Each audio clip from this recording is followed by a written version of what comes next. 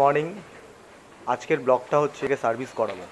তো এখন আছে আমার সঙ্গে রাম যাবে। রামের গাড়ির অনেক কাজ আছে, অনেক কাজ। আর আমার গাড়িটার হচ্ছে কাজটা হলো থ্রটেল বডি ক্লিন হবে, ট্যাঙ্ক ওয়াশ হবে, আর কোনো কাজ নেই। বাকি সব কাজ আমার করা আছে। এখন এই ব্লগটা বেশি বড় করবো না, শর্ট ব্লগ থাকবে। তো চলো একটু হাওয়াও চেক করে নিই, তার কারণ মনে হচ্ছে পেছনটা হাওয়া একটু কম কম আছে। আর বেশি দিলে ঠিক আছে, কম দিলে চাকাটা ল্যাক ল্যাক ল্যাক ল্যাক করছে। এই গৌতমদার দোকান থেকে হাওয়াটা দিয়ে দিয়ে যে গৌতমদা বসে আছে, প্রচণ্ড ধুলো। এরকম একটা বাচ্চা, এই জায়গাটা খুব ভালো লাগে। তার কারণ আমার বাড়ির কাছাকাছি এরকম একটা লোকেশান, মানে এই যে এটা রাস্তাটা এখনো হয়নি, রাস্তাটা হলে বুঝতে পারবে। এটা পুরোটা একদম ঝিলপাট, ঠিক আছে।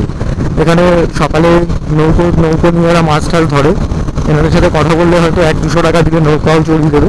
এই যে ভিউটা দেখতে পাচ্ছ, এই ভিউটা খুব সুন্দর, ভালো লাগে এই প্লেসটা আমার। গাড়িটা একটু তেল কম আছে, একটু তেলটা ভরে নিই ইন্ডিয়ান অয়েল পেট্রোল পাম্প থেকে। এখান থেকে তেলটা ভরে তারপরে আবার কন্টিনিউ করবো।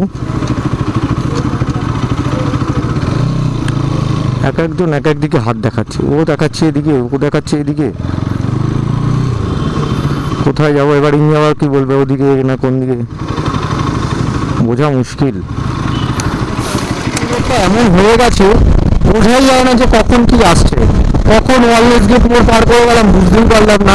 আর সব ফ্লাইওভার রেডি হয়ে গেছে, তো তার জন্য বোঝাই যাচ্ছে না। আর রাস্তাটা এত সুন্দর করেছে, মানে গাড়ির পিক আপ অটোমেটিক 80-90। আর আমি 80-90 বেশি ক্রুজ করি না, তার কারণ আমার একটু ভয় লাগে। 100, 110, 120 খুব কম চালাই, একদম দরকার না পড়লে চালাই না। বাট আমি 80-90-এর ভিতরেই থাকি, তার কারণ সেফটি ফার্স্ট ভাই।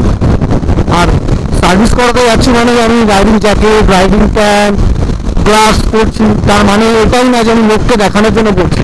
ভাই নিজের সেফটি, এটা আমার নিজের সেফটির জন্য আমি করছি। কে কী ভাবলো, কে এইসব নিয়ে মন্তব্য করলো, তাতে আমার কিছু এসে যায় না। যখন আমার হাতটা ভেঙে যাবে, পড়ে যাবে, তখন আমার খরচা হবে, আমার একটা ড্যামেজ হবে, তাতে অনেক টাকা আমার বেরোবে।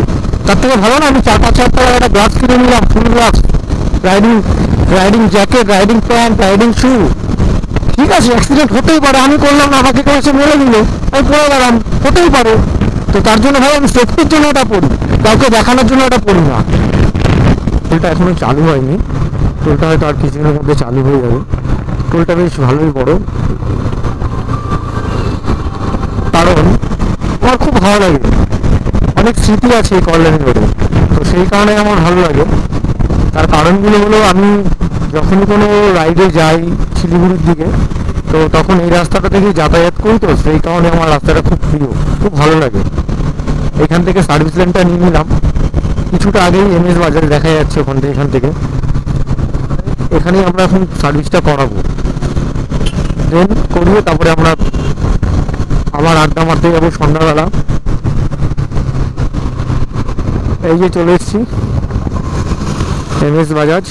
আমাদের বুকিং করা আছে অবশ্য, আমাদের ফার্স্ট স্লটেই বুকিং করা। আমাদের টাইম দিয়েছিল 9:30, তো এখন 9:30 বাজে আমরা পৌঁছে গেছি। গাড়িটা এখানে ওয়াশ হচ্ছে, আর আমার গাড়িটার ভেতরে সার্ভিস হচ্ছে। অলমোস্ট র্যাকে উঠে গেছে গাড়ি, এরপরে সার্ভিস হবে। সার্ভিসটা হয়ে গেলেই আমার বেশিক্ষণে কাজ নেই।